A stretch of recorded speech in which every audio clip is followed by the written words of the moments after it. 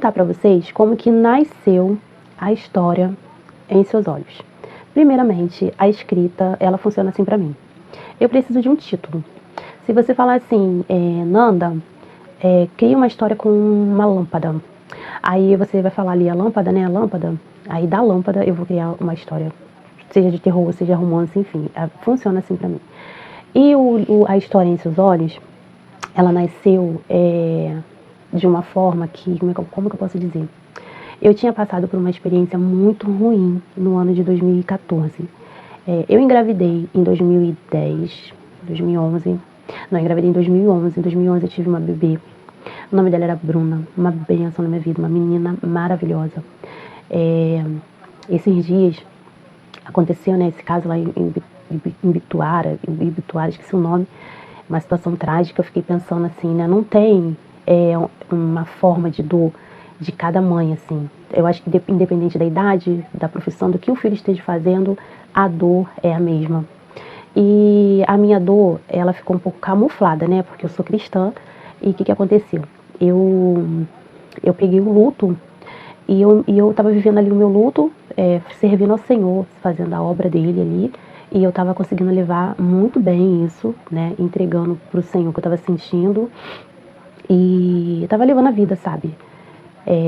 Sofrendo, sentindo, mas assim, eu tenho 2 filhos, e eles eram pequenos na época, então eu queria muito ficar no canto ali, sofrendo, sentindo ali minha dor, meu luto, e enfim, ficar ali minguando, mas eu não podia fazer isso porque eu tinha toda uma vida, né? E eu acho que o pior do luto pra mim foi isso, ter que a vida continua, sabe? O pior do luto pra uma mãe, eu acredito, é que a vida continua. Ninguém vai parar, o mundo não vai parar porque você perdeu um filho. E quando você olha pra sua realidade, você também não tem como parar, porque você vai estar sendo meio que egoísta com os outros filhos que você tem. Então eu estava vivendo ali minha vida, vivendo meu luto, e o que aconteceu? Eu ia me mudar. A gente ia se mudar do bairro que morávamos e nos mudamos. E aí sim o negócio ficou feio pra mim. Por quê? Porque lá na igreja tinha toda a lembrança da Bruna, ela nasceu lá, todo mundo conhecia ela, lembravam dela, falavam dela. Então aquilo me ajudava, me confortava, porque eu via as pessoas também sentindo um pouco, né, do que eu estava sentindo, assim, conhecia a minha dor. E quando eu viesse morar num bairro novo, ninguém me conhece, ninguém sabe, eu ia ter que, como eu falo sempre, eu tinha uma filha, e não sei o que, essas coisas. Quando isso veio à tona, caiu a ficha que eu estava aqui, eu entrei em pânico, e aí sim, eu fiquei muito mal, mas eu fiquei muito mal mesmo.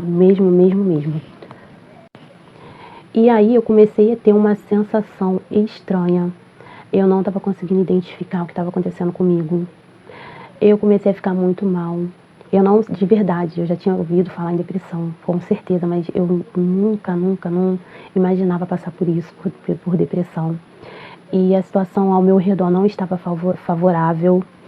E eu não conseguia ler a Bíblia, me lembrava ela. Eu não conseguia ouvir louvores, me lembrava ela. Eu não conseguia orar. Eu orava assim, no espírito, mas dobrar meu joelho, falar com o Senhor, me lembrava ela.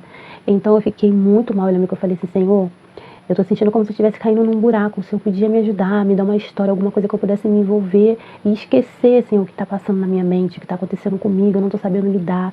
Era um lugar novo, eu não sou de ficar me enfiando em qualquer igreja. Não adianta, não vou. Só visito igreja, que foi algo assim específico.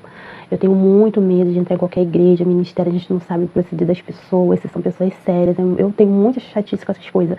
Então, assim, eu tava muito mal, eu tava sem igreja pra congregar.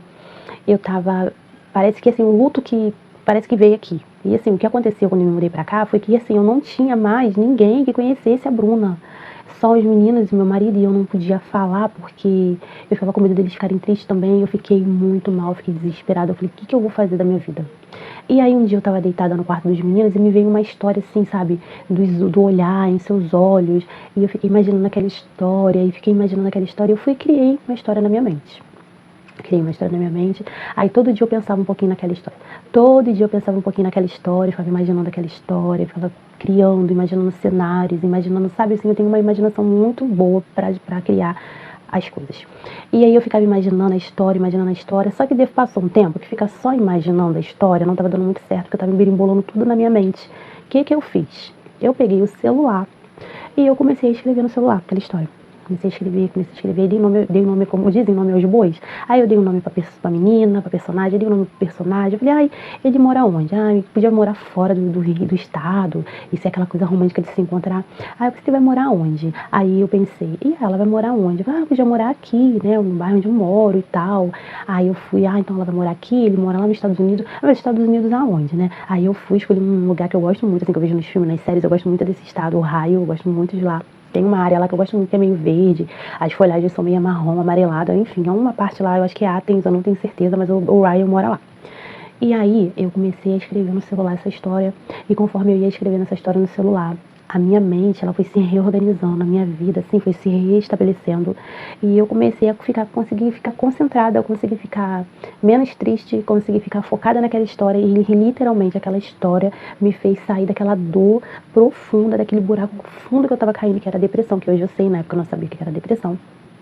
Aí depois até procurei um psicólogo, tudo direitinho, né, pra ver como é que tava o meu emocional, minha vida, e graças a Deus, pelo que ela falou, tô ok, mas eu também já tinha, né, o psicólogo dos psicólogos, que é o Senhor. E aí, eu criei essa história, eu comecei a escrever assim, mas não foi assim, como eu disse pra vocês, vou escrever uma história, vou publicar um livro, não foi nada disso. Eu comecei a escrever, e aí eu cheguei no final. E eu lembro que chegou numa parte da história que ia ser o final. Falei, não, vou mais um pouquinho. Aí eu fui mais um pouquinho. E eu não sabia que eu tinha escrevido tanto. Eu escrevi mais de 100 páginas. Fora que eu tirei, porque eu tirei um monte de coisa quando eu fui pra editora. Eu fui lá e tirei um monte de coisa que tinha na história. Que eu achei um pouco exagerado, que eu me empolguei, né? Meio que me empolguei lá. E aí, o que acontece? Essa foi uma etapa, foi a primeira etapa da minha escrita. E foi exatamente assim que nasceu o Livro em Seus Olhos. Totalmente sem nenhum propósito assim específico naquele tempo, naquele momento ali que eu criei a história. E aí a gente termina aí o nosso segundo bloco e vamos para o terceiro bloco, que vocês também vão gostar bastante.